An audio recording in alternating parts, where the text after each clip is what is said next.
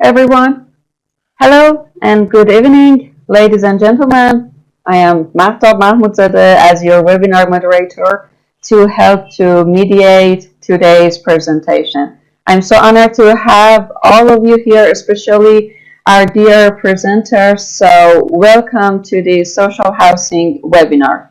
As you know, this webinar is going to hold by cooperation with the Austrian Culture Forum, Culture Exchange Talk, Culture, Architect, Planners, Engineer, and of course, Museum of Creativity and Architecture. Dear attendees, if you have any question, you can write me on private chat section, or you can raise your hand.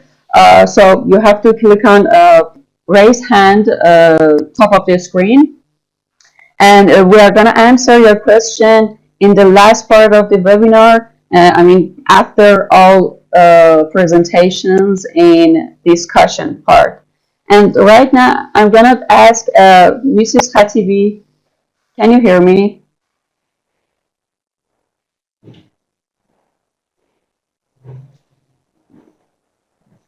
Yes, I do.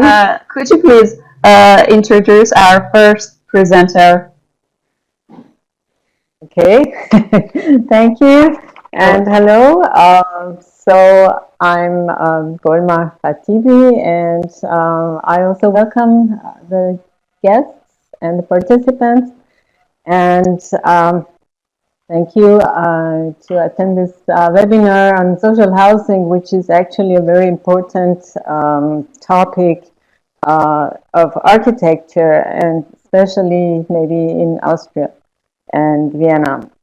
Our guest from Austria today, Bettina Götz, is a prominent figure at the architecture scene who has had an important role in the shaping of the cities in Austria and also in maybe I say Central Europe, in Swiss also, for example, and with their own buildings.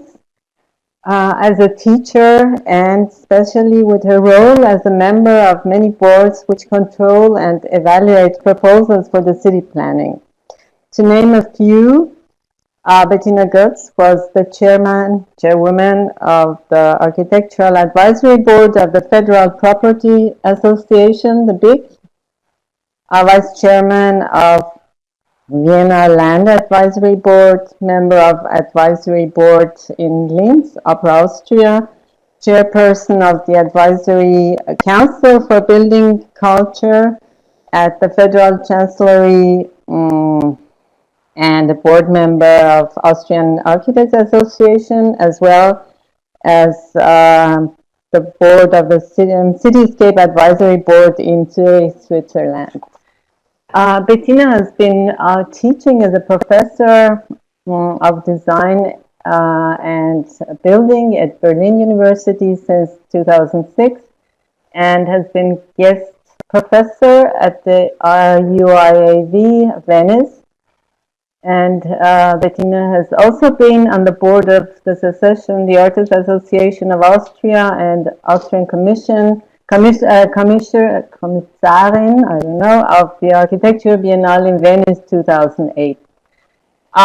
Born in Bludenz, Vorarlberg, Bettina studied in Graz and has an ARTEC office with Richard Manahl since 36 years, which have won many prizes and competitions, also the prize of the City of Vienna for Architecture at 2005.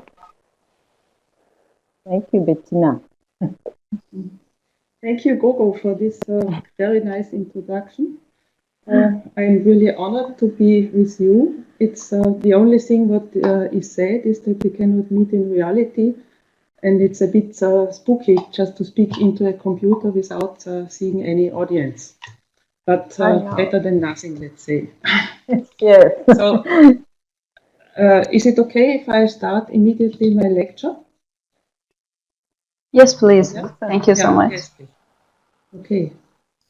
So, in everyday language, the term Wiener Wohnbau, literally Viennese housing, always refers to subsidized housing, and not by chance in the 1920s, Subsidized housing replaced Gründerzeit-era speculative construction, and it is what determines Vienna's urban image, especially in the districts outside the Beltline Road. In the heart of Vienna, the existing fabric is dense and compact. Renewal happens naturally. Densification is rarely an option here. Rail yards constitute an exception, and at present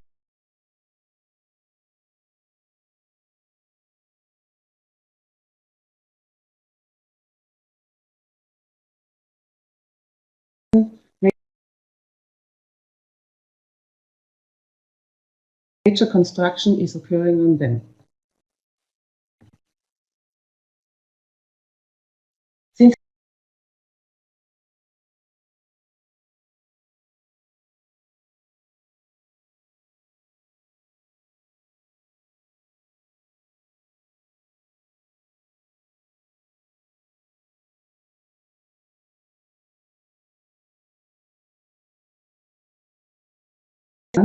what subsidized housing must be capable of. After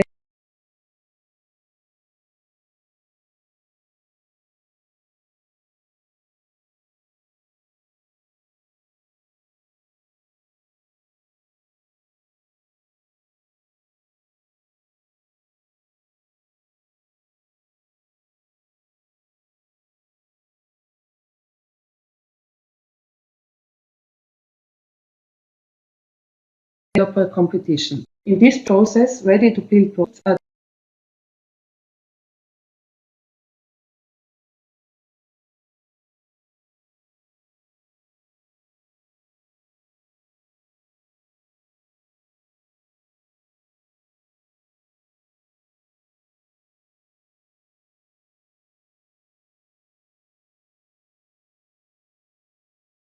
the share of pieces of land that are eligible to build. Participating in and winning such a competition is almost a prerequisite to building subsidized housing. That boosts, of course, the quality of the project. Quality control is almost unparalleled in Europe, and in this respect is truly also seen nationally a shining example. Since the 1990s, this system of property developer competitions has proven itself in practice in Vienna. In other words, for quite a long time. Our office has been involved in Viennese years. What interests about housing on the one hand is the underlying structure, which we elaborate upon by means of superimposition to arrive at a variety of process, independent of the specific building to be designed. When they are superimposed on the projects then become specific, and each has characteristics of its own. Tokyo Straße, what you see on the picture right now, in the north of Vienna is a block of stacked units, whereby the courtyard side and the street side are very different.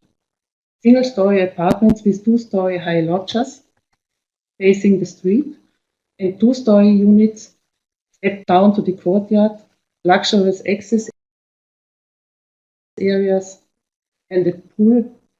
These are the access areas, and the pool on the rooftop complete the system. The house on Mühlgrund, with the newly built subway in the back, has only a very limited building block. The apartments are oriented to the south.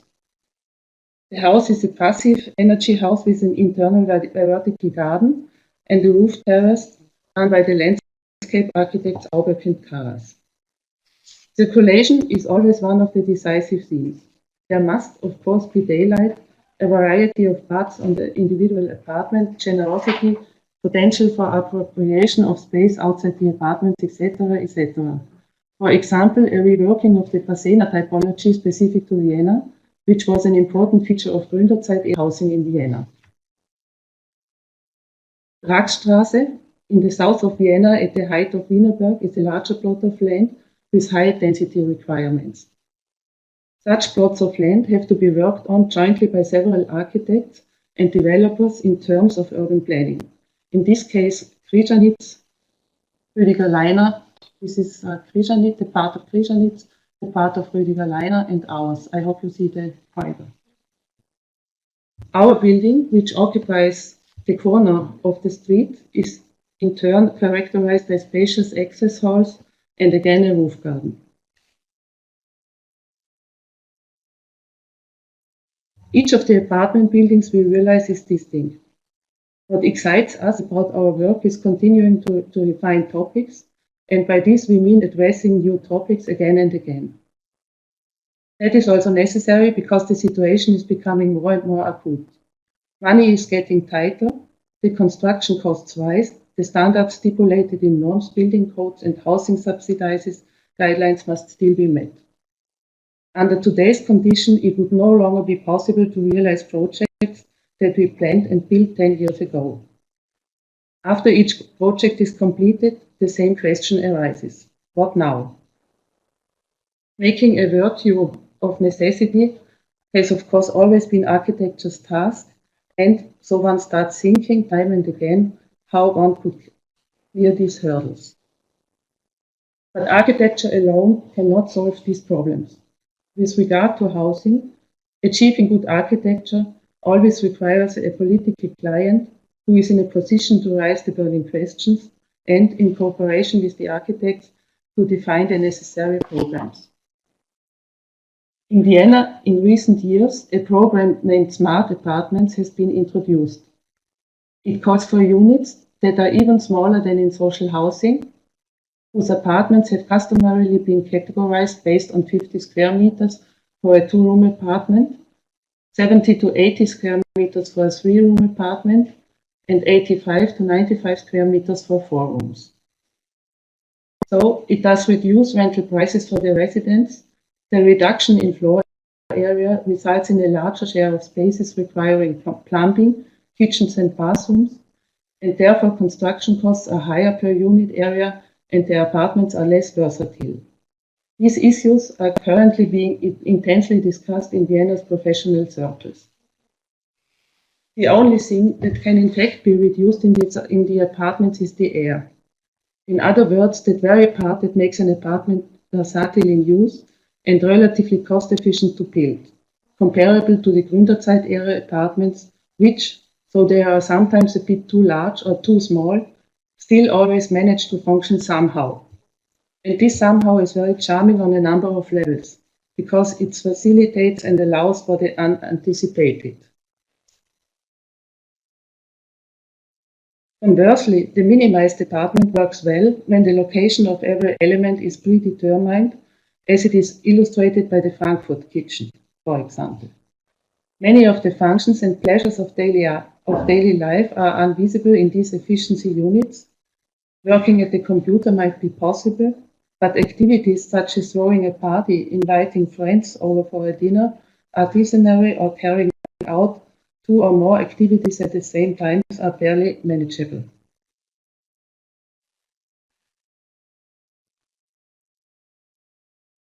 Beresgasse is a newly developed urban area in the north of Vienna, close to extension of the underground line number 2. Due to the involvement in several developer competitions with a new type of prefabricated building systems that allows building without load-bearing walls and generous exterior areas for the apartments, we, together with Wimmer and partner architects, have been invited to develop one of the properties. The building system was first used in St. Pölten as a prototype in a smaller form. On the one hand, the buildings completed in recent years demonstrate the high standard of Viennese housing, but on the other hand, they also point out the system's weaknesses. The housing subsidies are allocated for the creation of new dwellings. Yet up to 1/3 of the subsidizable floor area could be used for some other function in order to arrive at a mix that fosters an urban quality of life, the stated goal of all the different sides taking part in public discussions in Austria, or in Vienna in speciality. But in the city expansion areas I've mentioned, density is created almost exclusively by erecting apartments. There is no provision for subsidization of mixed-use programs, and there are far too few figures in the political sphere demanding it. That's why there is little pressure, there's too little pressure to establish other uses in the urban expansion areas. These possible special function in floor areas, which we could entitle social sustainability as quality factor in Viennese housing, should be demanded vigorously so that the new urban density developments built on the city's periphery can be equipped with the corresponding content and spatial qualities. Indovision is an urban development in the southwest of Vienna in the first stage with around 800 subsidized apartments. The development, together with Dietrich Untertrefaller architects, leaves the ground floor areas essentially continuous and with general uses. The apartments are equipped with continuous glazing and balcony zones. The structure inside is designed without load-bearing walls where possible. The general landscaping throughout the area is again designed by Aubeck and Karas. The Viennese housing associations are competent when it comes to building housing. But at present, they are under no legal obligation to establish a certain percentage of other uses. Without political pressure, nothing will change here because Vienna's housing association model, which has developed over a long period of time, has become specialized in creating living spaces. And here lies a fundamental problem. Also, housing is clearly the content. Housing does not produce urbanity, regardless of how beautiful the apartments are. What you see is the first district in Vienna, which is more or less the living room of all Viennese. Once the ground floor is privatized, there is no going back, and the public space is lost forever. The city as large-scale system organizes the complex processes outside one's own four walls. For an infinitely long period of time, everything that is public and adaptable. In comparison, living is more simply structured because man's basic needs, like cooking, eating, washing, sleeping, have never changed. And it doesn't look like they will anytime soon. But public space is the city's essential aspect. In this way, emotional spaces that shape the image of our cities have come into existence. It is these atmospheres that stay in our memories and define cities. For example, Paris and its boulevards, London and its front gardens, or Barcelona with its unique camphor corners. The example. Cities shrink or grow, depending on the demographic development and the political context. As a structure that has grown over the course of centuries, the European city absorbs these processes and, despite the growth or atrophy, largely maintains its identity. It is this elasticity of the urban figure that distinguishes the city from buildings. A single building can be defined in its function as a solitaire by the client, and it can be planned and built by the architect. A building, and by this I refer to housing, as part of the urban fabric, can never be finished. The urban structure must always possess enough leeway for the unanticipated, yet at the same time create a publicness that fosters identity. There has to be room for this in new districts. This space is not functional and not quantifiable in square meters. Nevertheless, it requires a spatial dimension, and that's why we find it fitting to set aside unfinished spatial reserves for the future. Thank you. That was my lecture.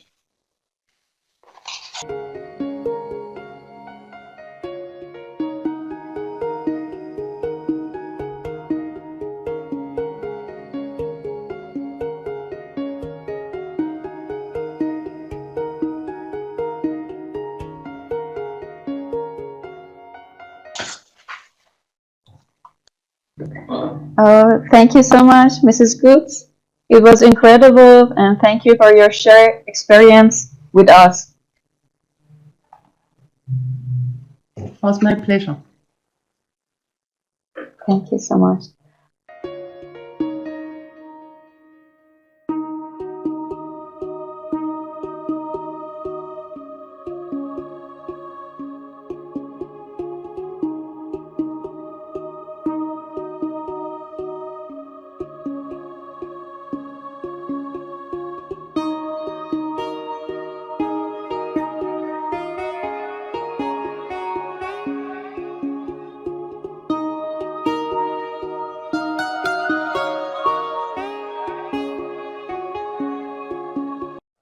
Okay, at first, I'm gonna introduce you our next presenter, Mr. Mohamadreza Ghaneei.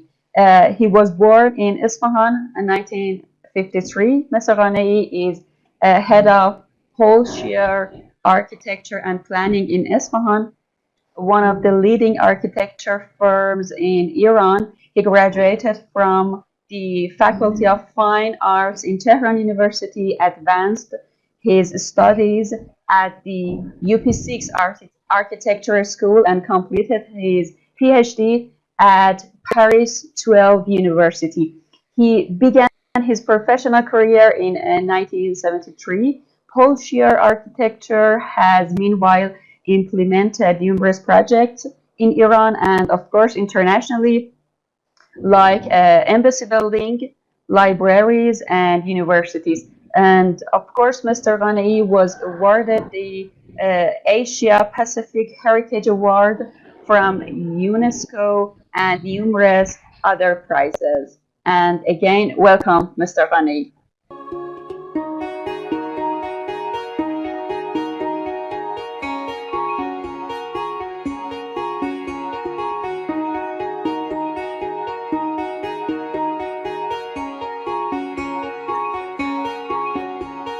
Thank you very much. Thank you, Bettina, for your great presentation. What I have prepared to present tonight is something like a history and of the planning and program regarding to social housing in Iran. That means is very different from the previous presentation. The social housing in Iran, you know, started from 1920. That means we can say it's 100 years that we are talking about the social housing in Iran.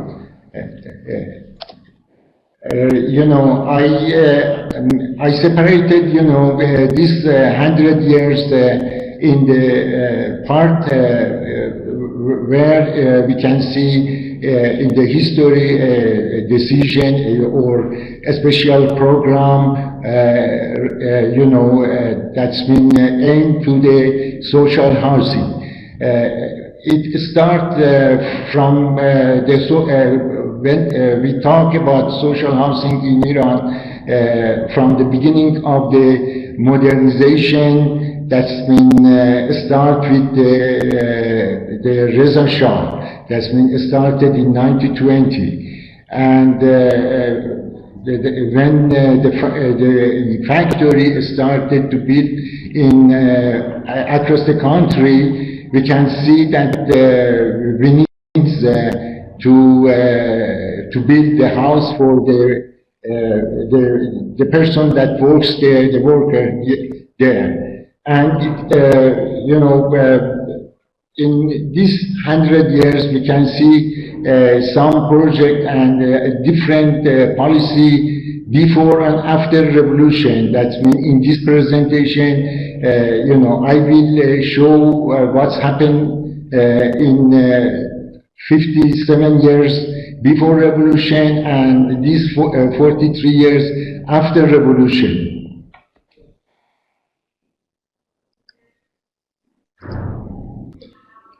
Here you can see how the population grew during these 100 years. That's mean we started from 18 or 19 million, and right now that's mean we are arriving to 80 million population across the country.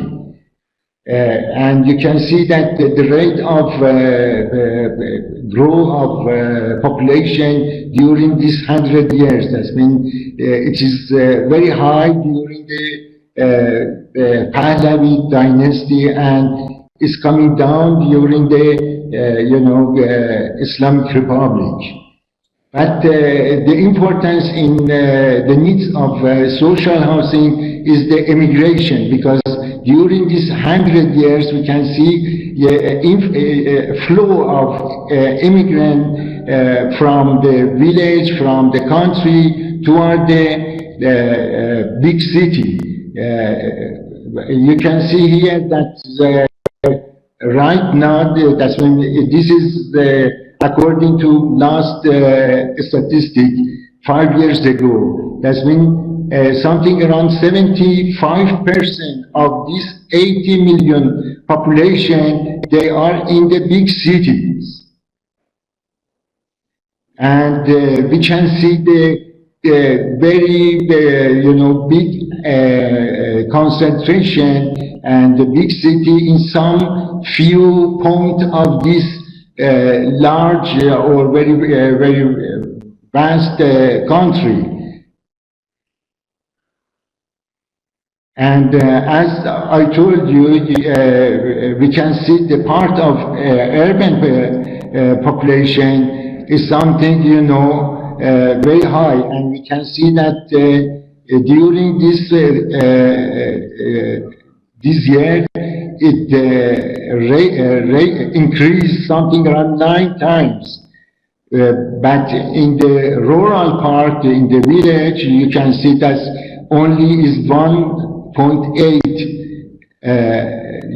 The rate of grow the population. It shows that we need a lot of social housing. And it makes also another problem, because this country has very, as a natural sources that we need for the cities, like waters, like the other, is limited in this country. Because for the climate, this big, very, this big metropole, it damage all the, it ruin all the, green spaces. That's few green spaces that existed in this country. This is what happened before the revolution. We can see it started in 1941, some social housing in the south of Tehran called Naziabad. All it was the one-story houses that it was be designed and built for the worker, for the railway worker, and some factory that started to that area in the south of Tehran. And this is the existing image of this one-story settlement in 1940. Now it's going in the high, and we can see the apartment building in that area. This is another, project that it was built in the Pahlavi dynasty. We can see maybe it is the second social housing near the Tehran is the Narmak.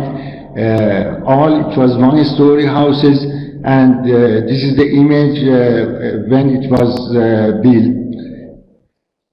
And this is the image of existing condition.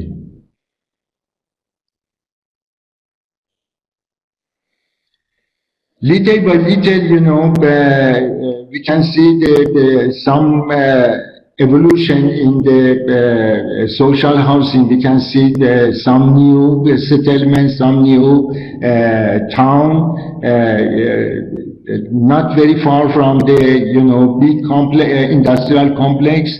Here we can see the Fulat Shahr,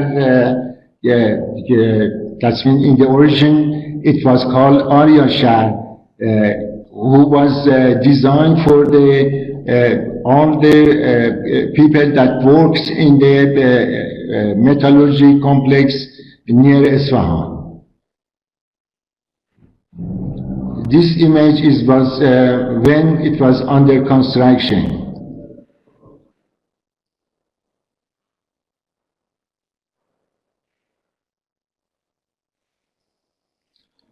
Another project that we can say, we can call it, is a settlement called, in the origin, Nohome Aban, and right now is Sizdeh Aban.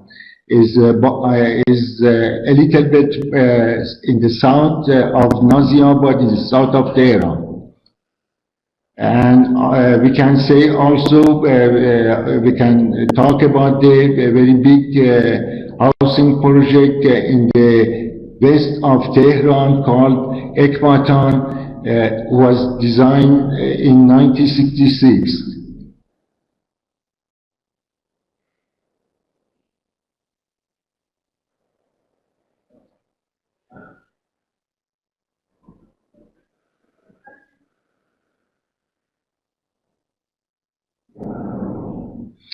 On that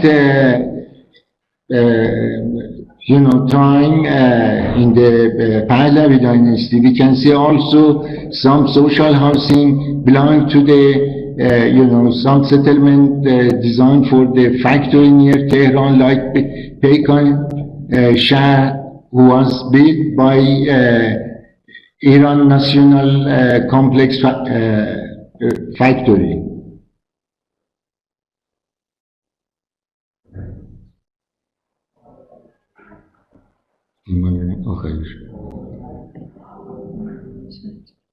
And also near Isfahan, a new town who was designed for the,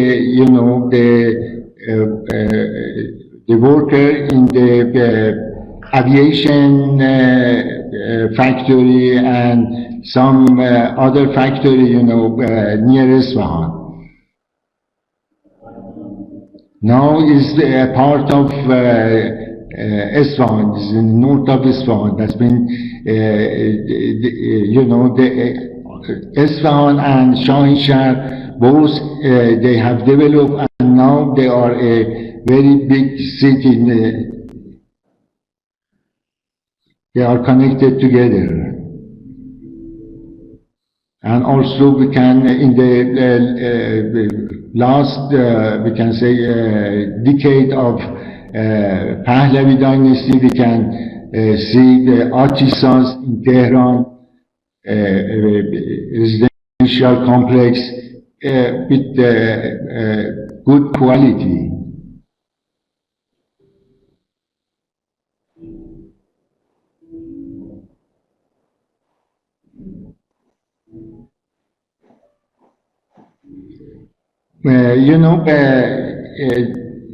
With the Islamic revolution, everything changed, and Islamic Republic started with the slogan of free houses.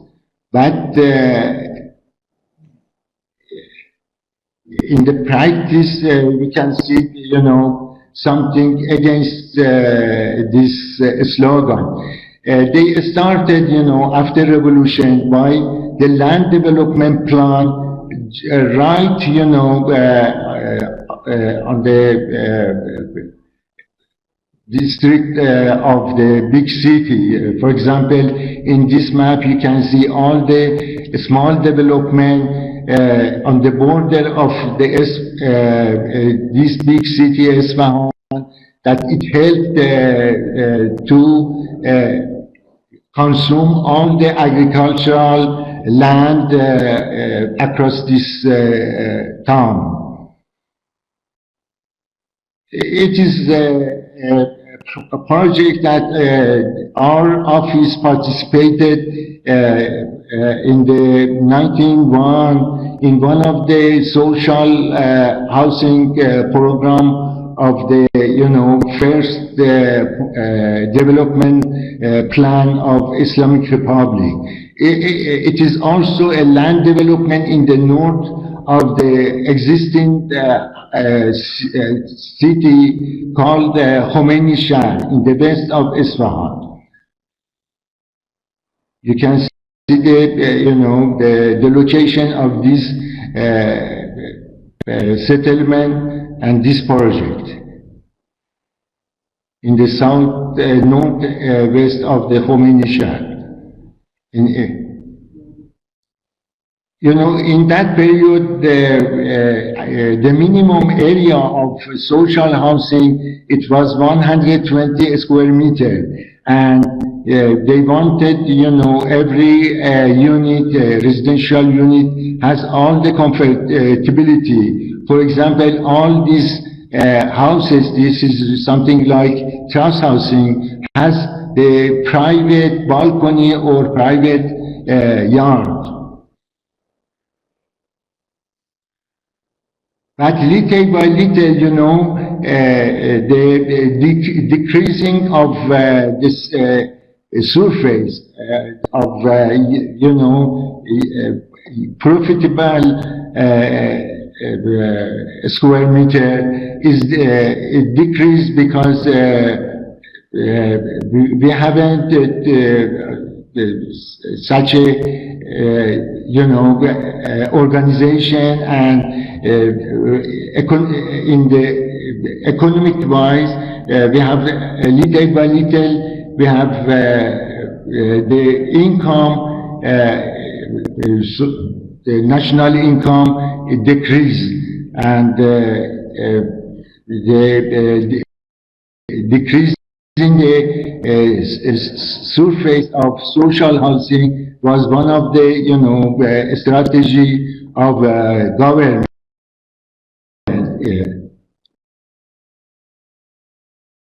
All the government after revolution.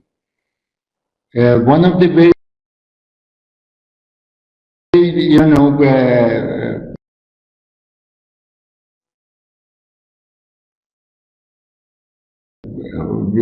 we can say that we can see after revolution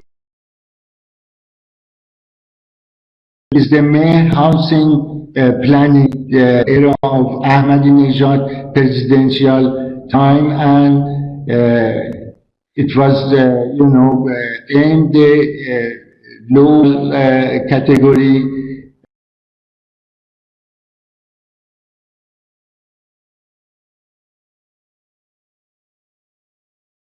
and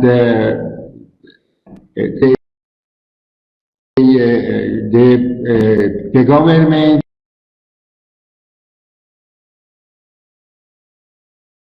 when it gave the all the company corporation, they maybe with a very low rate interest.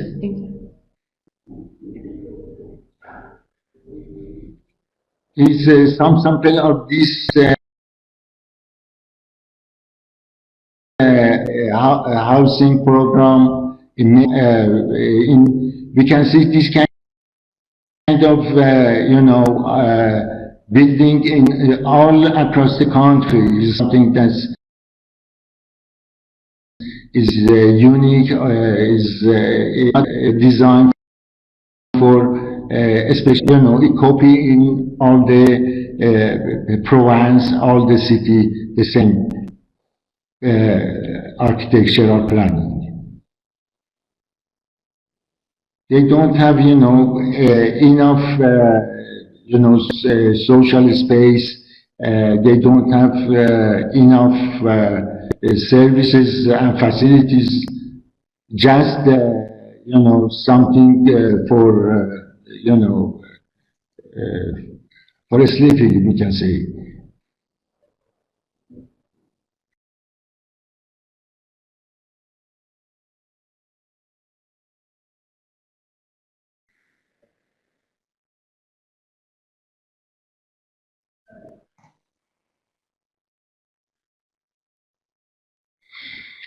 what we are adding to air network in the before revolution, see the planning lands, very utilized population settlement in Iran, and they most of the project is some kind of new time with the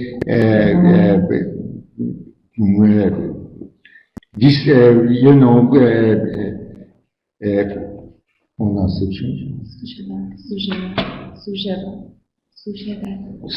suitable distance, but after revolution, we can see all the project they try to make affordable housing for low-income people. As I told you, all the settlements are separated from existing city, and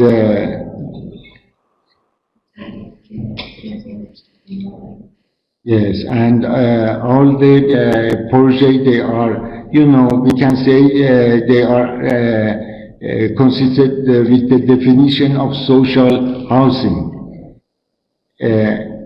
Emphasize on private sexual involvement in the housing construction, and low building density, not very high.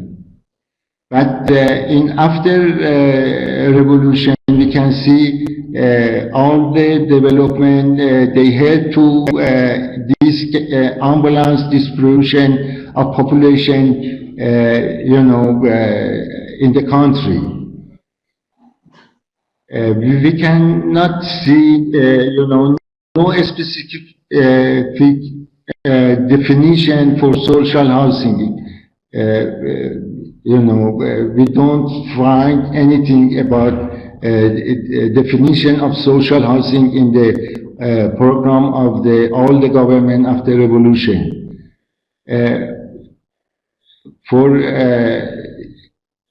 Across the economic situation, we can see cost and price increase, quality of social housing decrease, and as I told you, unbalanced centralized urban network form and land development. We can see that. And they try to produce by and mostly we can see most round places for the settlement, and after now most of them is finished, and we can see how the people they are not satisfied by living in this housing project.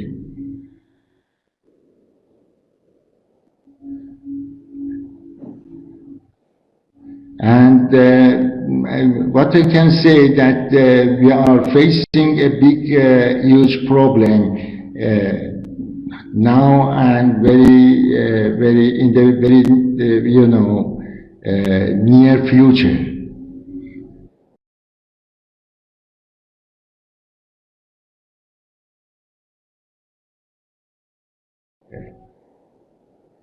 In project that we have designed right now and is going to be started for construction this month.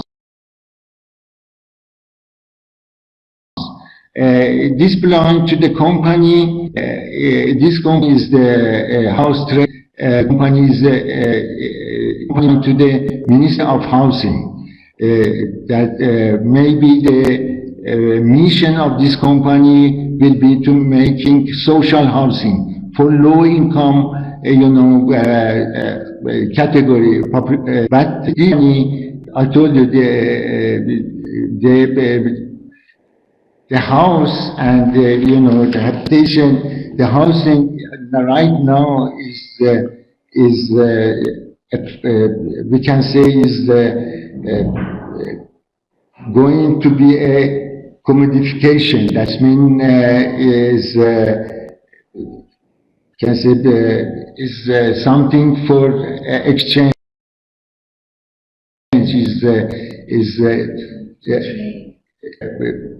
We can see the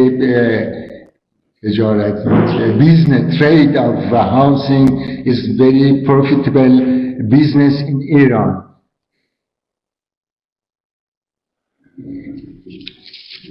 In general, we can say that all the plan and program of the government of Islamic Republic is based on the ownership of residential unit through the different land development plan across the country.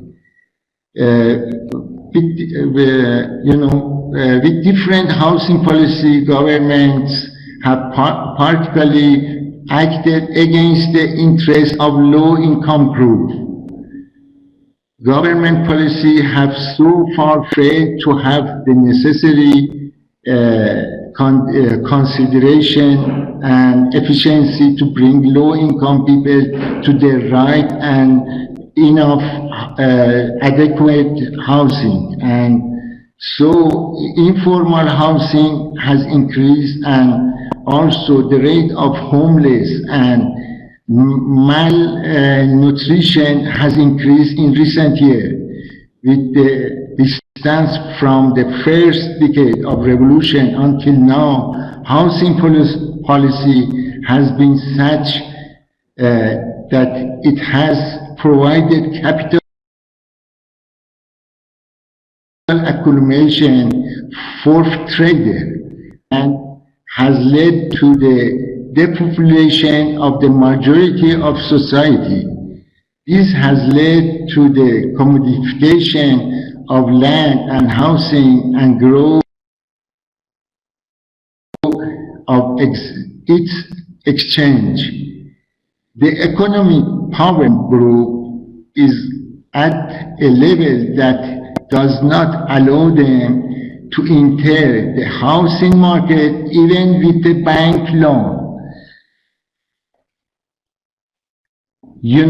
That's mean I want to say even we build very, very cheap houses that we cannot right now build, economic houses, because the main problem is the land, and the land that we can, use is in the big city, and in the big city the price of land is very high.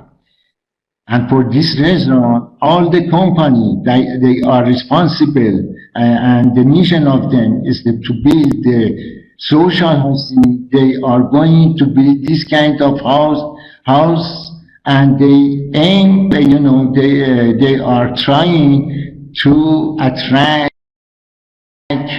medium we can say, high-level medium class of society. This is the project that we have designed for something around 1,000 residential units with other facility and services in the city of Yazd.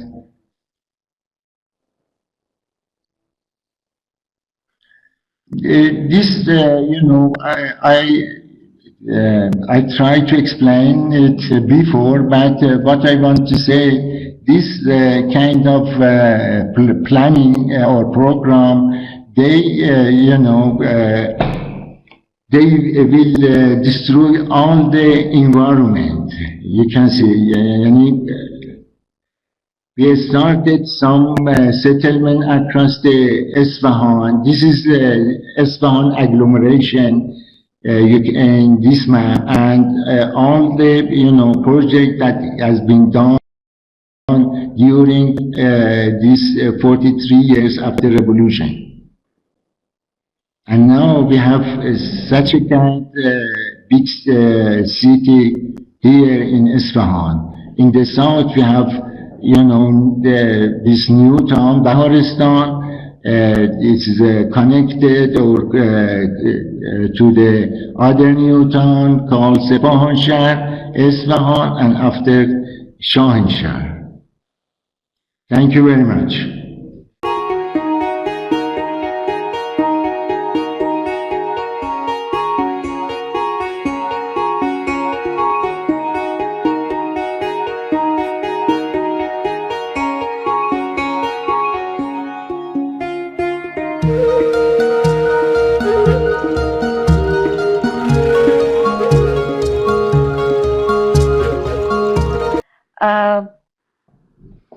If you're ready, we can start discussion part, and I want to ask you some questions if you're ready. Who, me or? Both of you. Okay. Thank you so much, Mrs. Götz. When we search about social housing on the internet, we face many terms, like, group housing, council housing, public housing, and affordable housing. What are the differences between these terms? Most of them, so the main term is social housing, and social housing means that it's subsidized housing by the government. And also, and if we say affordable housing can be everything. It could also be housing on the market. But in general, especially in Vienna, because it is this specific system I wanted to explain, that the city owns the land and they give the land by competitions to the companies, and they have to team up with architects. So that's it. These competition systems proves the quality. And that's a very good system for social housing. And this is why in Vienna is the quality of the social housing is even higher and better than the quality of the market-based housing programs. And they use the term affordable housing and things like that. But social housing, subsidized housing, all these terms mean that it's done with money from the state.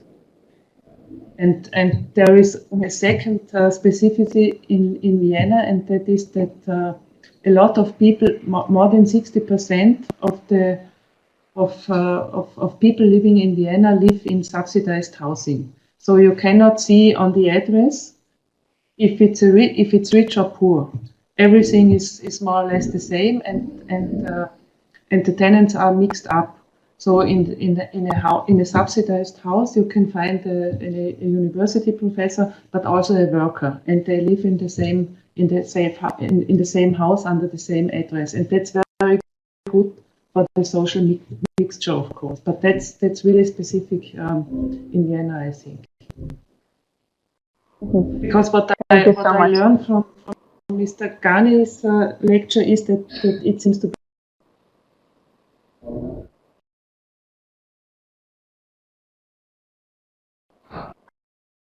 different. Projects are supposed.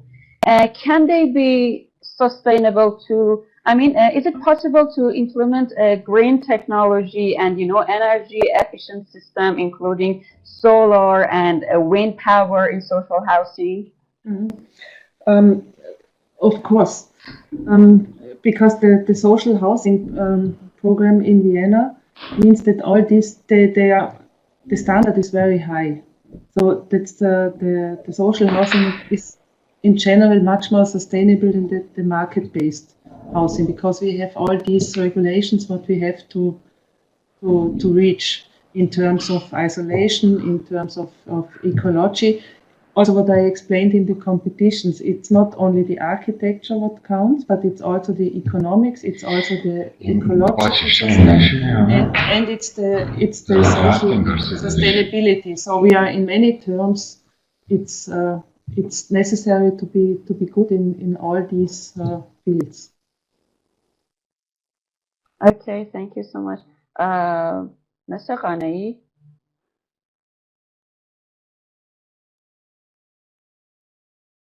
I think we lost Mr. Ghaneei. Okay. So next question. This is good. In some cases, one of the disadvantages of social housing is increased crime and depression. And might I ask you, what is your solution for this situation and this problem? That's not really a problem in Vienna at the moment. What is the problem is that we have to build in very high densities because the land is so expensive, and the price for the land per square meter is limited. So that makes the density very high.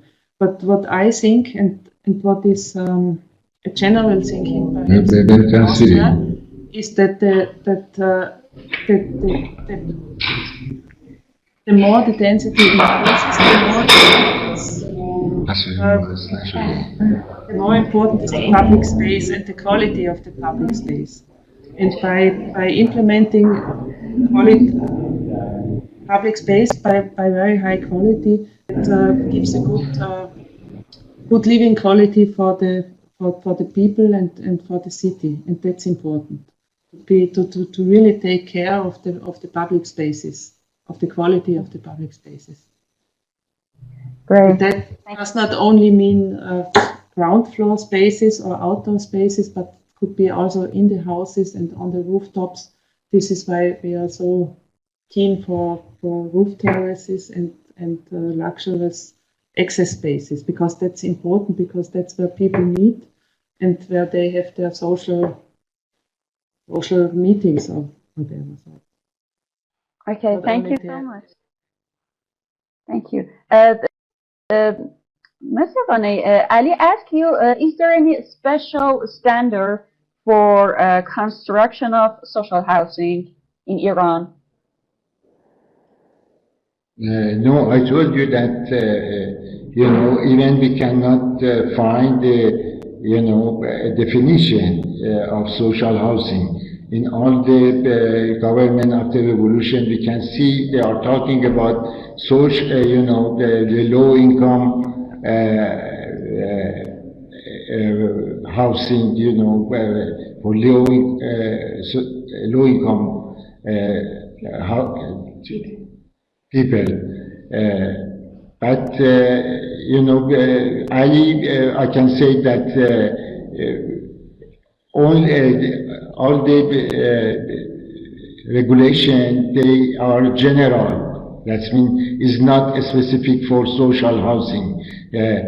And really we cannot say that we have a project that we can call it really social housing. Even social housing, that means the house that will be subsidized. That means the government help for something, but after revolution they sell the land or they rent the land, but not help the construction. They give the loan, but the loan is not enough to build, and there is not any regulation, anything that help. We can say this is social housing. I try to explain that even all the politics,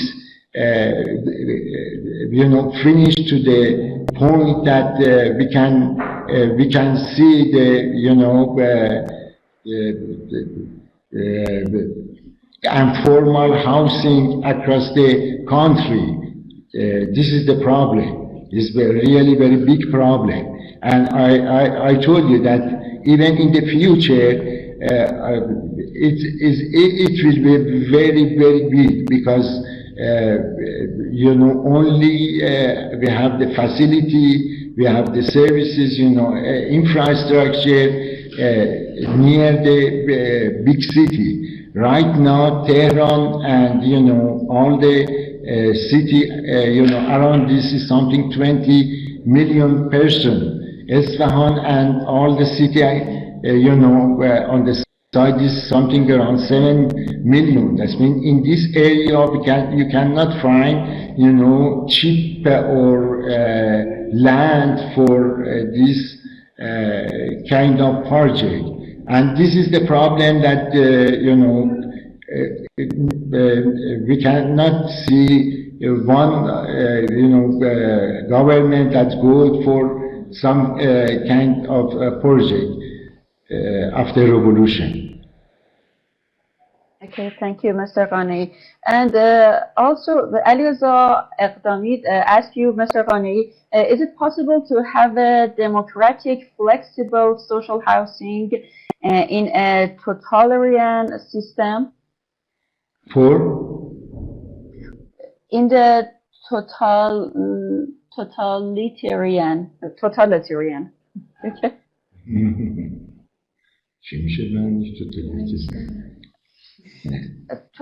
جوامع توتالیته منظورشونه. Oh, yes, I can say. Can you repeat it again, the question? Sorry. Is it possible to have a democratic, flexible social housing توی جوامع توتالیته؟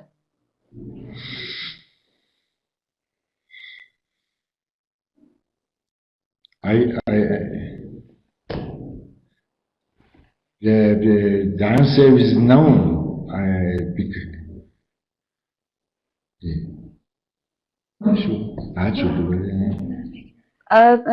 Mrs. Good, could you answer it? Yeah, that's a, it's a difficult because it always depends on person. You know, you can, because architecture is always based on architects and the quality of architecture on the one hand side, but on the other side you always need the client. And the client, if it's a public client, it could be one person, and it doesn't matter if it's democratic or not. It's the need and the aim to architecture and the good quality of architecture. It's not very no. If some does not like mankind or people, then he would not like social housing. But if there is a person who likes architecture and who likes people, then he can manage the social housing thing. Of course, it's really a personal quality of a certain person, whoever it is. Okay, thank you. Mr. Ghaneei, Martina said, as you know, Iran has a variable climate, you know, warm and humid, warm and dry, mild, humid, and cold. What are the differences between social housing in these climates? You know, I told you that in Mehr program housing, they use the same you know plan or same you know design in the different region. That's when you are talking about the you know the different architecture for different kind of climate in Iran is something, you know, we can laugh it because, you know, in that project that maybe we can say a little bit is close to the definition of social housing because Ahmadinejad wanted to bid for low income, you know, category of population, but by giving them 99 year rent, you know, the land, and give them a little bit loan. But in the, you know, the product, the conclusion is the private small housing with the very bad, you know, quality, and it's the same in the different condition, climate condition. They don't, you know, consider any, you know, the difference of, you know, metallurgy or climate condition or geographic condition or different in this different region. You know, we are very far from the quality that we saw in the presentation of Bettina, Mr. Bettina Götz. You know, in Iran, we have some collective, or we can say, or complex housing project, but it's not close to the that meaning or definition of social housing. Nobody helped them, and I told you this is something that we buy it, and we know that it's gonna be increased very fast, and we can say this is some kind of you know, asset in Iran. It's not you know, you know, is just the housing is not in the same condition that we can see in Austria. Thank you so much, Mr. Ghaneei. Mrs. Götz, Ali Akbar asked you, can people buy social housing in Austria? Yeah, there is a specific system, again, that normally social housing is for rent, but there is a program that you can rent an apartment for 10 years, and after having rented 10 years, you can decide if you rent it for a longer time or if you want to buy it. And then parts of the rent are used for the money to buy the apartment. So there are possibilities to buy it. Okay, thank you so much, and thank you all. Thank you our presenters. Thank you our attendees. Thank you, Mr. Farjallahi as our coordinator, Mrs. Khatibi as our curator, Mr. Azad as our IT expert, and everyone. Is there any question or anything that you want to say? Maybe I would like to thank you also, and also add something that there were like two totally different lectures, of course, and it's difficult to get something in between. It's like I just wanted to ask Bettina Götz about what would you propose for having like more social, like more social areas, and like having more life in the building complexes that are social. Like, I mean, these programs like making giving the opportunity to have some shops and so stuff, it doesn't really work if it's not really with some economic background. So this is a thing that I don't know. Now, what we propose is that you don't, that there is no need to finish the buildings from the beginning on. This is why we like to leave the ground floor, for example, open and free, because then in 10 years or whenever needed, you could establish there something. But the problem is, as soon as you privatize the ground floor in the city and even in the dense urbanization, then it's lost forever, because as soon as it's privatized, it's privatized. It never comes back to the public space. And the public space is so important, but it's not important that everything is filled up with shops. It could be an open space, and then things can develop. So it's really important to keep spaces open for what we don't, for the unexpected, and for what we don't know at the moment. I think. Okay, great.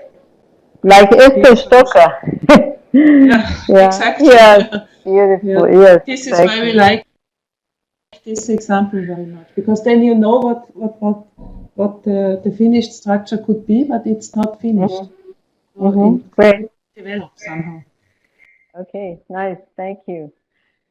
Hello, Ms. Doctor. Hello. Thank you very much. Thank you. Also, and I hope we can all meet sometime in Isfahan, maybe, huh? Yeah, I hope so. I hope that so. would be really great. Yeah, and exchange, like in reality, exchange some experiences Yeah, and so. Yeah. yeah. That would be really, Inshallah. yeah, Inshallah, yes. Inshallah. Yeah. yeah, yeah. Because Because you can only feel the atmosphere if you are really there. That's with the that's computer. true. It's difficult. Yes. Always. Okay. Okay. Thank you very much, Gulmana. Thank you. Have a nice Thank you, evening. Thank Bettina. you. Thank you You so too. much. Thank you, Mark. Bye bye. Thank you. Thank Ciao. you. And right now I see Mrs. Gashir, and thank you, Mrs. Gashir, as our head of, Austrian Cultural Forum. And